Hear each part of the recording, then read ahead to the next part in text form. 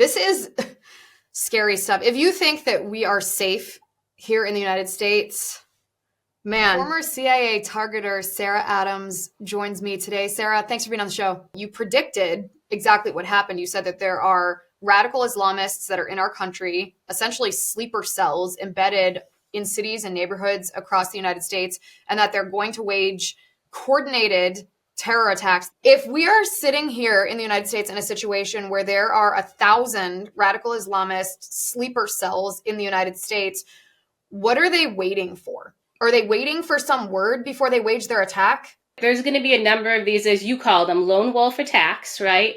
Over the course of whatever time Al-Qaeda chose and whatever deal they made with the Islamic State Khorasan province.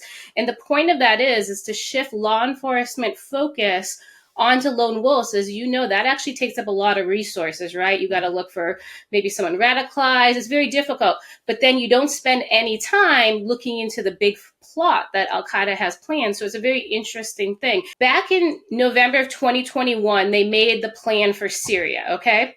Then starting in March 2022, they made the Hamas attack plan, right? So it takes time to train terrorists, get things operational, put people in place. So now the Homeland attack is operational because everybody's been trained and everyone's been deployed to the United States, if that makes sense. So we're just coming up in the series of a number of attacks planned. And so I think people need to really focus on this because we can help thwart some of this stuff, right? I mean, I know people kind of get see something, say something. We actually stopped doing it, right? We started kind of getting, that's not my business.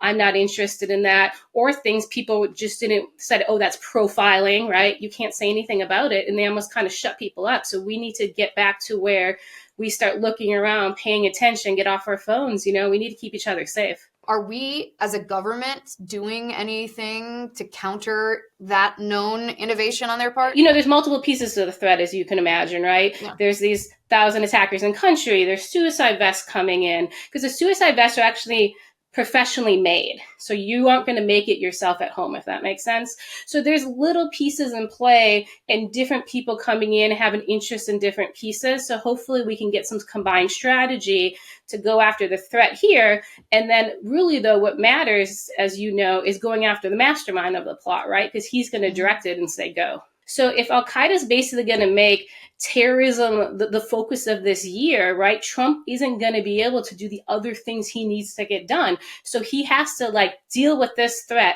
push it aside, and then get to the job at hand, right? If he kind of ignores this, it's going to keep being a problem. You see the fear just from New Orleans. You've seen everyone talk about who's come over the border, right?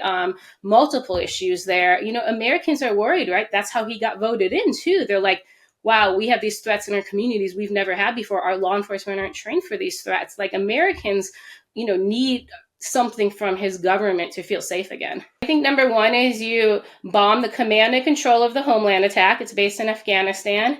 You target the terrorist who's masterminding. His name is Saif al-Adil.